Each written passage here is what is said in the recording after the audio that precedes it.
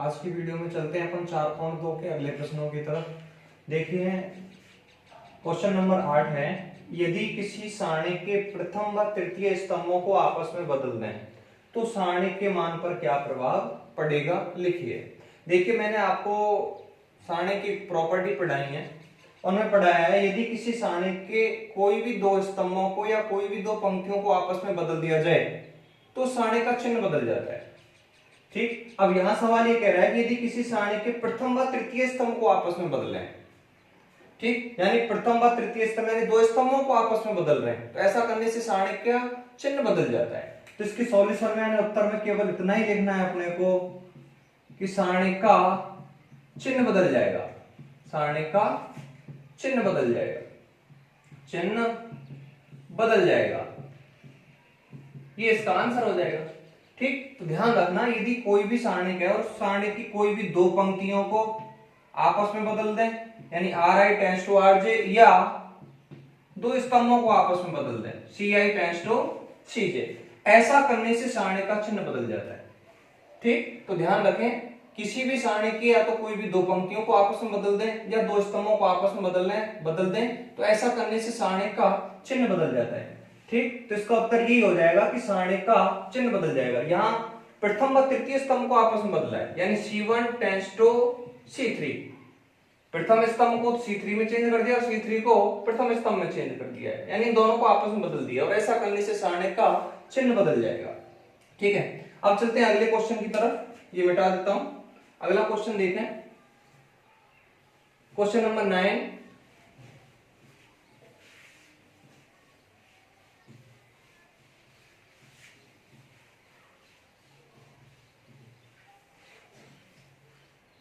अगला क्वेश्चन देखिए, क्वेश्चन लिख देता हूं एक बार। क्वेश्चन नंबर 9,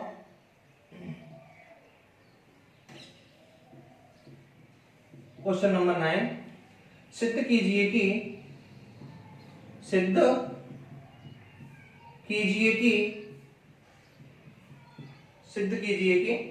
एक सारणी दिया हुआ है जिसका पहला स्तंभ है 1 1 1, दूसरा स्तंभ है इसका YZ ZX और XY और तीसरा स्तंभ है इसका Y plus Z Z plus X X plus Y और ये बराबर प्रूफ करना है अपने को X minus Y, Y minus Z और Z माइनस X। देखिए ये क्वेश्चन है, सवाल कह रहा है, क्वेश्चन नंबर 9 है 4.2 का, सिद्ध कीजिए कि एक सारणी दिया हुआ है, ये सारणी दे रखा है और इस सारणी का मान बराबर प्रूफ करना है x minus y into y minus z into z minus x के। ठीक, तो इसका प्रूफ देखिए किस तरीके से सॉल्यूशन करेंगे। इसका प्रूफ देखें, प्रूफ सिद्ध करना है सवाल। तो देखिए प्रूफ करने के लिए क्या किया है मैंने, इस सारणी को डेल्टा मान लिया है, यानी इस सारणी को डेल्टा मान लिया है इस सारणी को, और डेल्टा बराबर ये प्रूफ करना है फिर हमें। ठीक, इस सारणी को डेल्टा मान के चलेंगे अपन और इस सारणी का मान बराबर प्रूफ करेंगे x minus y y minus z और जेड माइनस एक्स का। ठीक, तो माना delta equal to 1 1 1 y z z x y y plus z z plus x और एक्स प्लस वाई। अब इस सारणी का मान बराबर प्रूफ करेंगे इसके, यानी मैंने इसको डेल्टा मान लिया है और डेल्टा बराबर ये प्रूफ करना है x minus y into y minus z into z minus x. ठीक, तो ये डेल्टा लेके चल रहे हैं अपन, इसका मान ज्ञात करना है, डेल्टा का मान निकालना है और डेल्टा का मान ये आना चाहिए। देखिए यहाँ जो मैंने आपको एक दिन और बताया था एक वीडियो में कि कुछ प्रॉपर्टी ऐसी हैं जिनका अधिकांशतः सारणिकों पर ठीक ज्यादा काम पड़ता है। जैसे कि मैंने आपको ये बताया था कि सारणी की कुछ प्रॉपर्टी ये हैं, जैसे अपन सारणी की कोई सभी पंक्तियों को स्तंभों में बदल दें, सभी स्तंभों को पंक्तियों में बदल दें तो ऐसा करने से सारणी के मान पर कोई प्रभाव नहीं पड़ता है, ये प्रॉपर्टी है। नेक्स्ट ये भी बताया था मैंने कि किसी भी सारणी की कोई भी दो पंक्तियों को आपस में बदलें या दो स्तंभों को आपस में बदलें Ci टेंड्स टू Cj, यानी इस तरीके की प्रॉपर्टी का यूज करें अपन तो ऐसा करने से सारणी का चिन्ह बदल जाता है, सारणी का चिन्ह बदल जाएगा। चिन्ह बदल जाएगा। ठीक है। नेक्स्ट मैंने आपको ये भी बताया था, ठीक, कि इस प्रॉपर्टी का भी खूब सारा काम पड़ता है। ध्यान रखें, यदि ऐसा अपन करते हैं, यानी कोई भी दो पंक्तियों को आपस में बदलें या कोई भी दो स्तंभों को आपस में बदलें, तो ऐसा करने से सारणी का चिन्ह बदल जाता है। नेक्स्ट प्रॉपर्टी जैसे इसका भी खूब सारा काम पड़ता है कि R i tends to lambda R i या C i tends to lambda C i, यानी सारणी की किसी भी पंक्ति को अपन किसी शून्येतर संख्या से गुणा करें या लैम्डा से गुणा किया है, या किसी भी स्तंभ को अपन शून्येतर संख्या लैम्डा से गुणा करें, तो उस सारणी का जो मान है वो इस शून्येतर संख्या से गुणित हो जाता है, यानी लैम्डा से गुणित हो जाएगा। सारणी का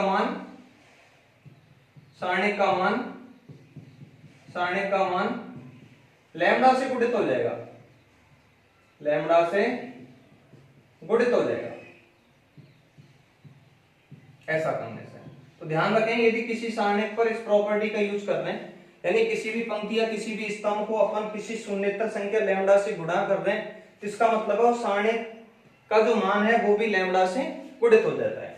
ठीक, एक ये प्रॉपर्टी है, इसका भी खूब सारा काम पड़ता है। ध्यान रखें, देखिए कि सारणी की किसी भी पंक्ति में किसी अन्य पंक्ति को किसी शून्येतर संख्या से लैम्डा से गुणा करके आर आई में जोड़े या घटाएं, या ये चीज स्तंभ पे लागू होती है, यानी सारणी के किसी स्तंभ में अन्य किसी स्तंभ को किसी शून्येतर संख्या लैम्डा से गुणा करके या तो सी आई में जोड़ दें इसको या घटा दें, तो ऐसा करने से सारणी के मान पर कोई प्रभाव नहीं पड़ेगा, कोई प्रभाव नहीं पड़ेगा सारणी के मान पर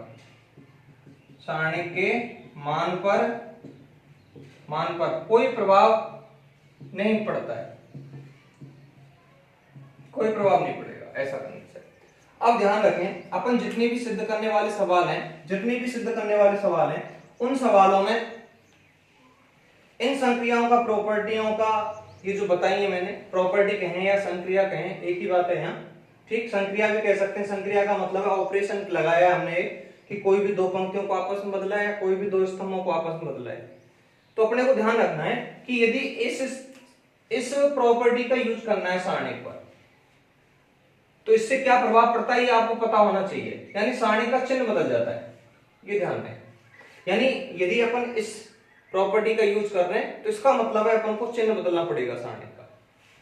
यहां यदि इस प्रॉपर्टी का यूज कर रहे हैं अपन, इस वाली प्रॉपर्टी का, यानी किसी भी पंक्ति या किसी भी स्तंभ को अपन किसी शून्येतर संख्या से लैम्डा से गुणा कर रहे हैं, तो इसका मतलब है उस सारणी का मान लैम्डा से गुणित हो जाएगा। यदि आप इस तरीके की प्रॉपर्टी का यूज करते हैं, यानी किसी भी पंक्ति में या स्तंभ में अन्य किसी स्तंभ को किसी शून्येतर संख्या से लैम्डा से गुणा करके किसी पंक्ति में जोड़ दें या किसी स्तंभ में जोड़ दें, तो ऐसा करने से सारणी के मान पर कोई प्रभाव नहीं पड़ता है। तो ये अधिकांशतः इन प्रॉपर्टियों का काम पड़ता है। एक दिन और वीडियो में बताया था मैंने, ठीक, प्रॉपर्टी अपने को सारी याद होनी चाहिए, ठीक, जिनमें से कुछ महत्वपूर्ण है। इस तरीके की जो ये 3 प्रॉपर्टी हैं ये बहुत ही महत्वपूर्ण है। यहां देखिए, अब मैंने इस सारणी को डेल्टा मान लिया और डेल्टा बराबर ये प्रूफ करना है, तो इस पर मैं प्रॉपर्टियों का यूज करूंगा और प्रॉपर्टी अपन इस तरीके से लगाएंगे। देखिए इस तरीके से, ठीक, यहां देखिए अपने को इस सवाल को इस तरीके से हल करना है कि अपना RHS आ जाना चाहिए, यानी तो LHS है जिसको मैंने डेल्टा माना है, ठीक, इसको इस तरीके से हल करना है अपने को कि RHS आ जाना चाहिए। और RHS में है x minus y, y minus z, z minus x, तो ये आना चाहिए। ये लाने के लिए देखिए क्या करना है, सबसे पहले x माइनस वाई लाना है अपने को। x माइनस वाई किस तरीके से आएगा, देखिए यदि मैं सारणी पर इस तरीके की संक्रिया लगा दूं, ध्यान दें मैं संक्रिया लिख रहा हूं, यानी R1 पे संक्रिया लगा दूं और R1 पे संक्रिया लगा दूं R1 माइनस R2। अब ये संक्रिया क्यों लगाई, ऐसा करने से क्या होगा, एक चीज तो हमेशा ध्यान रखें कि इस तरीके के जो सवाल हैं, जैसे यहाँ है 1 1 1 yz zx xy yz z plus x plus y, इस तरीके के जो सवाल हैं, जैसे यहाँ 1 1 है, सिद्ध करने वाले जितने भी क्वेश्चन है, देखिए अपना एक टारगेट रहता है कि उसको किस तरीके से सिद्ध करना है। सिद्ध करने के लिए क्या करना है कि डायरेक्ट प्रश्न तो करना नहीं है इसका, क्योंकि ये प्रॉपर्टी से हल करना है। सिद्ध करने वाले जितने भी क्वेश्चन है उन सारे क्वेश्चनों को अपन सारणी के गुणधर्मों की सहायता से हल करेंगे। ठीक, तो इसको प्रॉपर्टी से हल करना है, प्रसरण नहीं करना है। ठीक, प्रसरण भी करते हैं, यानी पहले तो प्रॉपर्टी का यूज करेंगे, बाद में प्रसरण भी करेंगे। और प्रसरण का एक तरीका है कि प्रसरण तभी करना है जब किसी सारणी की कोई भी एक पंक्ति या एक स्तंभ में, किसी भी पंक्ति या किसी भी स्तंभ में दो शून्य आ जाने चाहिए। दो शून्य ला के ही प्रसरण करेंगे, बाकी का प्रसरण नहीं करेंगे। यहां देखिए यहां 1 है। अब ये संक्रिया यदि लगा दूं मैं, R1 में से R2 को घटा दूं, संगत अवयव घटाएंगे, जैसे 1 में से R2 का ये अवयव घटेगा तो यहाँ 0 आ जाएगा। यहाँ क्या आएगा 0, तो यहाँ 0 आ जाएगा। ऐसी मैं दूसरी संक्रिया भी साथ में लगाऊंगा, R2 पे भी लगाऊंगा तथा ये भी लगाऊंगा R2 पे। R2 tends to R2 minus R3। अब R2 में से R3 घटाएंगे, संगत अवयव घटाएंगे, इसमें से इसको घटाएंगे, इसमें से इसको घटाएंगे, इसमें से इसको घटाएंगे, तो यहाँ भी 0 आ जाएगा। और जब सारणी में दो शून्य आ जाए तो सारणी का प्रसरण कर देना है।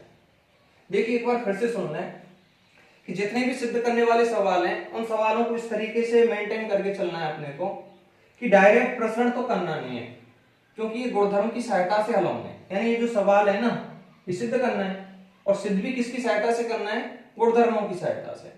तो गुणधर्मों का भी यूज करना है, डायरेक्ट प्रसरण नहीं करना है। प्रसरण भी करेंगे अपन, लेकिन प्रसरण का एक तरीका है यहाँ करने का। वो तरीका क्या है कि यदि किसी सारणी की किसी एक पंक्ति या एक स्तंभ में दो शून्य हो तो अपन उसका प्रसरण कर सकते हैं। तो मैंने अभी बताया कि मैं यदि ये वाली संक्रिया लगा दूं तो यहाँ शून्य आ जाएगा, यानी R1 में से R2 घटाएंगे तो 1 में से बन जाएगा, तो यहाँ 0 आ जाएगा। इन अवयवों को भी घटाएंगे आपस में, इनको भी घटाएंगे आपस में।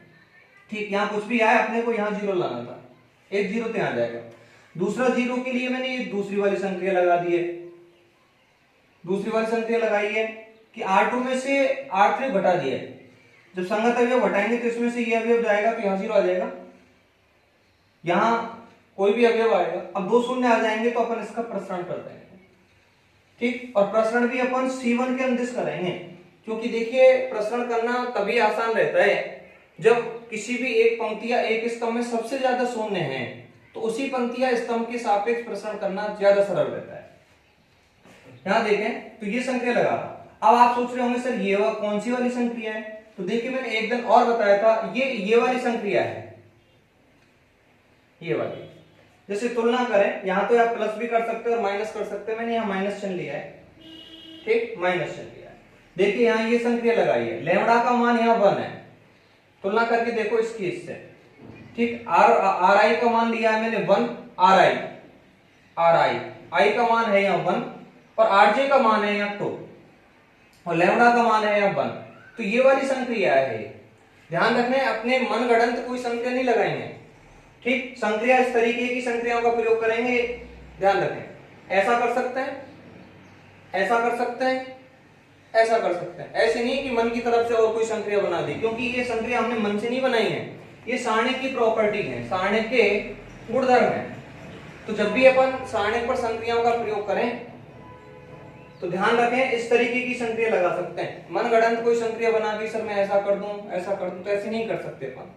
ठीक, यानी जो सारणी के गुणधर्म है वही लगाने हैं अपने को। तो मैंने यहाँ ये जो संक्रिया लगाई ये वाली लगाई है, R i tends to R i plus minus lambda RJ. तुलना करें इस चीज से तो लैम्बडा का मान तो 1 लिया है मैंने। लैम्बडा एक शून्येतर संख्या है, यानी लैम्बडा का मान शून्य नहीं है, शून्य को छोड़कर कुछ भी हो सकता है, तो मैंने यहाँ 1 लिया है। ठीक है, यहाँ प्लस था तो यहाँ प्लस माइनस, प्लस भी ले सकते हैं पर माइनस भी ले सकते हैं। मैंने अपनी सुविधा के अनुसार माइनस लिया है, क्योंकि हमें यहाँ शून्य लेके आना है, इस जगह यहाँ शून्य लाना है। ठीक है, तो माइनस लिया है मैंने। आर आई का मान तो 1 है, यानी देखिए इस संक्रिया का मतलब है कि R1 पे तो संक्रिया लगाई है, और R1 पे संक्रिया क्या लगाई है कि R1 में से R2 को घटा दिया है। ये R1 तो बता रहा है कि संक्रिया R1 पे लगी हुई है। अब कौन सी लगी हुई है, वो ये है। ऐसे यहां जो संक्रिया लगी हुई है वो R2 पे लगी हुई है। कौन सी लगाई है कि R2 में से R3 को घटाया है, वो ये बता रहा है। ठीक है, तो ये वाली संक्रिया लगाई है मैंने यहाँ। और ऐसा करने से पता होना चाहिए, जब भी आप संक्रियाओं का प्रयोग करें तो आपको पता होना चाहिए कि सारणिक के मान पर क्या प्रभाव पड़ेगा। यदि मैं ये वाली संक्रिया लगाता तो सारणिक का चिन्ह बदलता, ये लगाता तो सारणिक के मान को मैं लैम्डा से गुणित करता।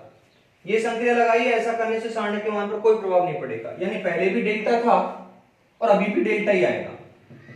तो ये वाली संक्रिया लगाई है मैंने लगाने पर, ठीक, ये दो संक्रिया लगाई है मैंने, तो ऐसा करने से सारणिक के मान पर कोई प्रभाव नहीं पड़ेगा। इस सारणिक को मैंने डेल्टा माना है तो डेल्टा ही आएगा, ठीक है, तो डेल्टा इक्वल टू ये आएगा। अब असंगत अवयव घटाएंगे, R1 में से R2 घटा रहा हूं मैं, R1 पे संक्रिया लगाएंगे तो R1 के अवयव चेंज हो जाएंगे, तो R1 में से R2 घटाएंगे, 1 माइनस 1 करेंगे ये, तो यहां आ जाएगा 0। अब यहां आएगा yz माइनस zx, R1 में से R2 घटा दिया, इसमें से इसको घटाया है मैंने तो ये आएगा। अब इसमें से क्या किया है मैंने, माइनस जेड को कॉमन ले लिया, माइनस जेड को जब कॉमन लेंगे तो यहां जाएगा x minus y, minus z को कॉमन लेंगे तो x माइनस का हो जाएगा ये बाई, x माइनस वाई, ठीक। और ऐसा क्यों लिखा है मैंने, माइनस जेड को यहां कॉमन करके क्यों लिखा है मैंने, क्योंकि हमें x माइनस वाई चाहिए, तो यहां इसको इस तरीके से लिख देंगे minus z x minus y, ठीक। इसमें से इसको घटाएंगे, ध्यान दें, इसमें से इसको घटाएंगे, यानी y प्लस जेड में से घटा रहे हैं, y प्लस जेड में से घटाएंगे z प्लस x को घटाएंगे, तो ये तो माइनस का z है, आएगा y plus Z minus z minus x, तो z से तो z कैंसिल हो जाएगा, यहां आ जाएगा y minus x, y minus x, और y माइनस x को ऐसे लिखा है मैंने, इसमें से माइनस कॉमन ले लिया, x माइनस y, इस तरीके से लिख दिया मैंने इसको। तो इसमें से इसको घटाएंगे तो ये आता है माइनस x माइनस वाई, इस तरीके से।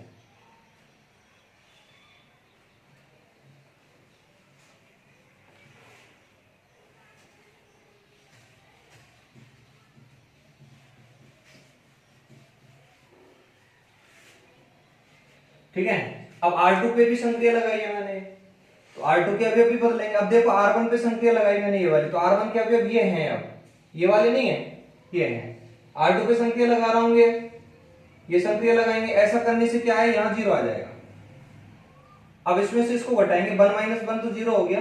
अब z माइनस एक्स में से R3 घटा रहे हैं, z माइनस एक्स में से x माइनस वाई को घटाएंगे, यानी z minus z x minus x y, ऐसा करेंगे अपन। इसमें से क्या किया मैंने, माइनस एक्स को कॉमन ले लिया है, माइनस एक्स को कॉमन लेंगे तो यहाँ बाई माइनस जेड आ जाएगा, ठीक, ऐसा लिख दिया मैंने इसका, बाई माइनस जेड, यानी एक्स को भी कॉमन लेते तो अपन यहां बचता जेड माइनस वाई, जबकि अपने सवाल में जो सिद्ध करना है ना वो आ रहा है बाई माइनस जेड, सवाल को भी देखना है।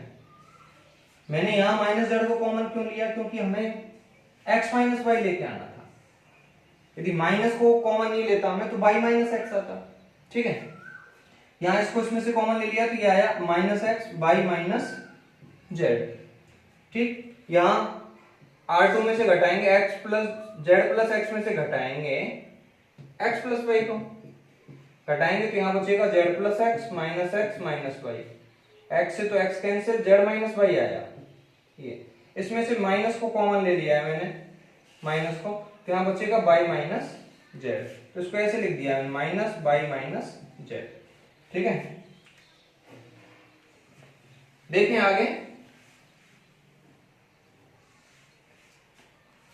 R3 को ज्यों का त्यों लिखेंगे, क्योंकि संक्रिया R1 और R2 पे लगाई है, R3 पे नहीं लगाई, R3 को ज्यों का त्यों लिखेंगे। एक बात और ध्यान रखें, मैंने एक वीडियो में और बताया था आपको पहले कि किसी भी सारणी पर जब अपन इस तरीके की संक्रियाओं का प्रयोग करें, ध्यान रखें, यानी ये वाली जो संक्रिया है ना, Ri plus minus lambda Rj या Ci tends to Ci plus minus lambda Cj, यदि किसी सारणिक पर इस प्रॉपर्टी का यूज कर रहे हैं अपन, तो ध्यान रखें सारणिक पर एक साथ अधिकतम 2 ही संक्रिया लगाएंगे अपन, 3 नहीं लगाएंगे। ऐसे नहीं लगाएंगे कि R1 पे भी लगा दें, R2 पे भी लगा दें, साथ में R3 पे भी लगा दें, अधिकतम 2 ही लगाएंगे। चाहे तो R1 R2 पे लगा लो, चाहे R2 और R3 पे लगा लो, चाहे R1 और R3 पे लगा लो, ठीक।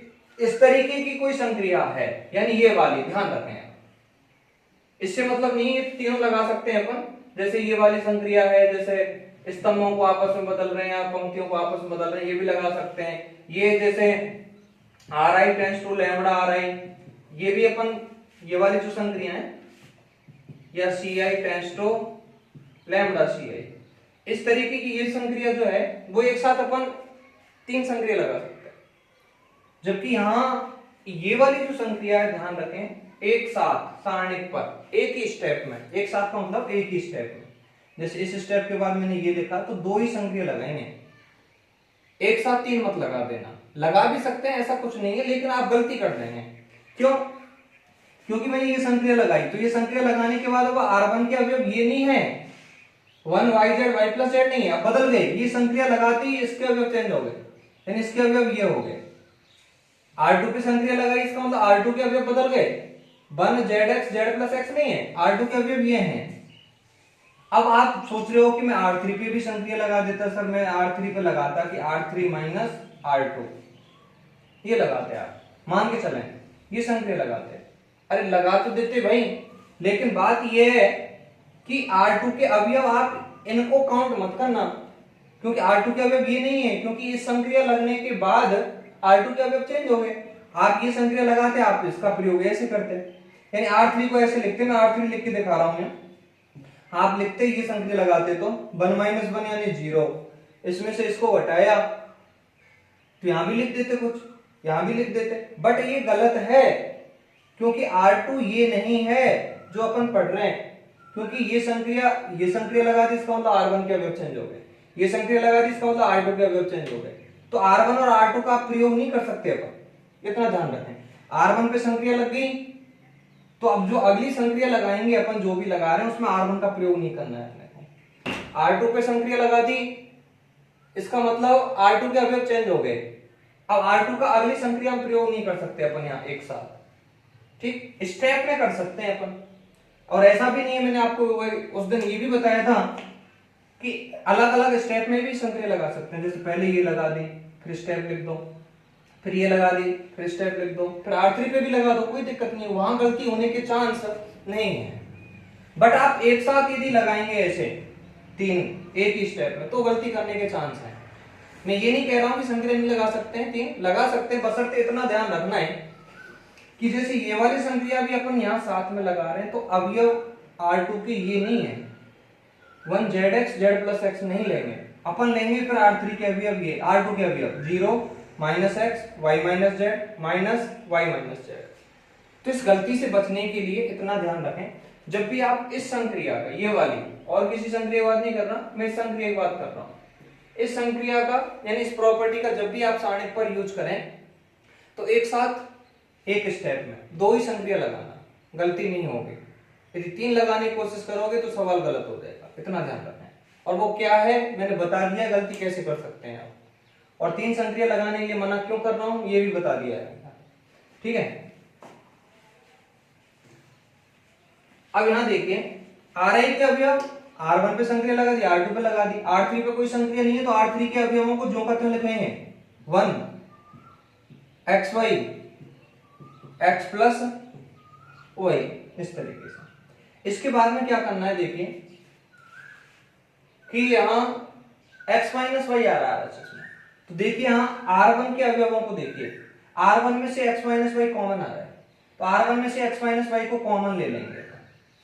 कॉमन का मतलब है किसी सारणिक में से जब अपन कॉमन लेते हैं, तो मैंने पढ़ा है, ठीक, सारणिक की में यदि अपन किसी भी शून्येतर संख्या का गुणा कर रहे हैं तो किसी एक पंक्ति में करेंगे या एक स्तंभ में करेंगे, या फिर कॉमन भी यदि अपन ले रहे हैं तो किसी एक पंक्ति या एक स्तंभ से ही लेंगे, इतना ध्यान रखना। ये प्रॉपर्टी में मैंने आपको बहुत अच्छे से बताया है, ठीक है।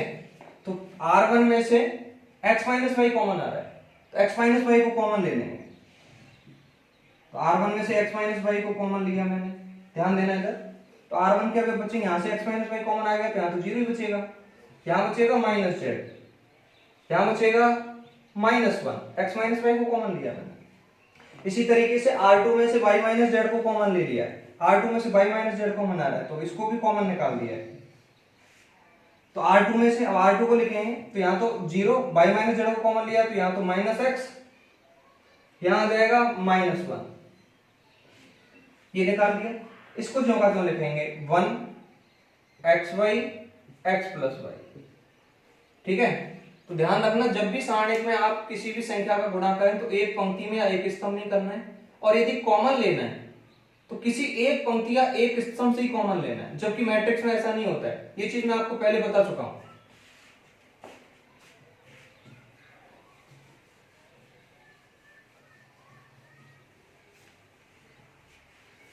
यहां देखें आप, अब क्या करेंगे, मैंने आपको बताया था कि प्रॉपर्टी तो लगा दी मैंने, ठीक। यहां सारणिक पर प्रॉपर्टी का यूज किया है। ये प्रॉपर्टी है जो संक्रिया पढ़ाई है, प्रॉपर्टी है।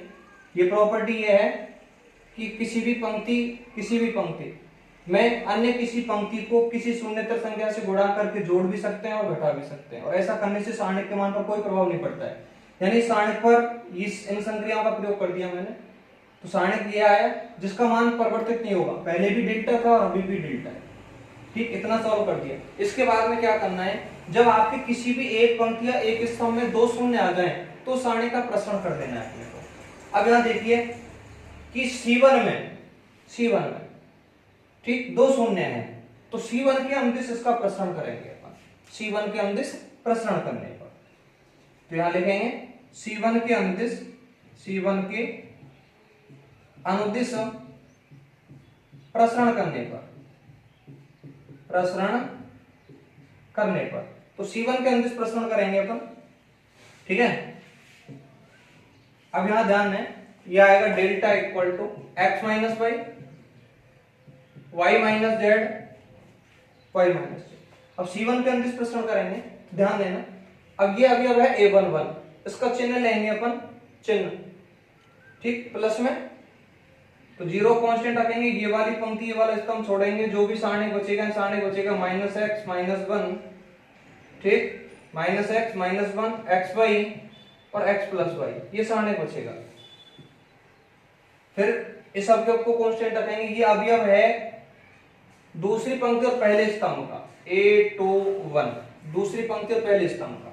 I प्लस जे यहाँ विषम है तो इसके लिए माइनस चिन्ह लेते हैं, -0। ध्यान रखें चिन्ह लेने में गड़बड़ मत कर देना, और चिन्ह वाला तरीका मैंने प्रसरण में बहुत अच्छे से बताया है, जब सारणी का प्रसरण बताया है मैंने। तो यहाँ जीरो कांस्टेंट रखेंगे, ये वाली पंक्ति ये वाला स्तंभ छोड़ेंगे, तो यहाँ सारणी बचता है -z -1 xy और x प्लस वाई, ये बचता है। फिर इस अवयव को कांस्टेंट रखेंगे। ये अवयव कौन सा है, तीसरी पंक्ति का है, पहली दूसरी तीसरी और पहला स्तंभ है, यानी ये अवयव है A31। I प्लस जे सम है यहाँ, तो प्लस चिन्ह लेंगे इसके लिए, तो +1 को कांस्टेंट रखेंगे। ये वाली पंक्ति स्तंभ छोड़ देंगे तो ये आएगा -z -x -1 ये आएगा। तो यहाँ ध्यान रखें, जीरो का गुणा इससे होगा भी तो सारा ही जीरो हो जाएगा, जीरो का गुणा यहाँ ये भी जीरो, केवल ये पद बचता है। तो जीरो वाले पदों को तो लिखेंगे ही नहीं अपन, ये सब लिखने से कोई फायदा नहीं है, क्योंकि तो ये भी जीरो हो गया, ये भी जीरो हो गया। तो डायरेक्ट अपन ध्यान रखें, आगे जब प्रश्न करेंगे तो ये वाला ही पद लिखेंगे, एक वाला। जीरो कांस्टेंट रखेंगे, जीरो हो जाएगा, यानी जीरो को जहां कांस्टेंट रखा है वो सारे पद जीरो हो जाएंगे, और यही फायदा होता है प्रसरण में। और मैंने तभी बताया था कि जिस पंक्ति या जिस स्तंभ में सबसे ज्यादा शून्य हो उसी के अंदर प्रसरण करिए, ये करना है अपने को। ठीक है, तो जीरो हो जाएंगे, ये बचेगा, यानी एक को कांस्टेंट रखेंगे अपन, एक को कांस्टेंट रखेंगे। ध्यान रखें इसका चिन्ह जरूर ध्यान रखना है अपने को कि प्लस है कि माइनस है। तो मैंने अभी बताया था ये अवयव है A31, तीसरी पंक्ति और पहले स्तंभ का अवयव है, जहां I प्लस जे यानी 3 + 1 4 सम होता है, और सम के लिए प्लस चिन्ह लेते हैं, तो एक का प्लस चिन्ह आएगा, तो एक को कांस्टेंट रखा, ये वाली पंक्ति स्तंभ छोड़ देंगे तो यहां बचेगा माइनस का z माइनस का x -1 और -1, ये बचेगा। इस सारणी कॉल कर लेंगे, डेल्टा इक्वल टू ये आएगा x minus y, y minus z. इसको हल करेंगे, द्वितीय कोटि का सारणी के, और इसको हल करने का तरीका मैंने आपको बताया है। तो माइनस जेड का गुणा करेंगे -1 से, तो यहाँ प्लस का जेड आ जाएगा, या फिर माइनस का चिन्ह लगाते हैं, -x × -x यानी -x होता है, -x, ठीक। तो यहाँ जाएगा -x, ठीक। तो देखिए मैंने यहाँ इस सारणी को डेल्टा माना था मैंने, और सारणी पर प्रॉपर्टियों का यूज किया मैंने इस तरीके से, और डेल्टा बराबर ये प्रूफ किया है, डेल्टा बराबर आगे x minus y, y minus z, z minus x, यही सिद्ध करना था, हैंस प्रूव्ड। तो इस तरीके के जो सवाल है उनको इस तरीके से अपन हल करेंगे, ध्यान रखें।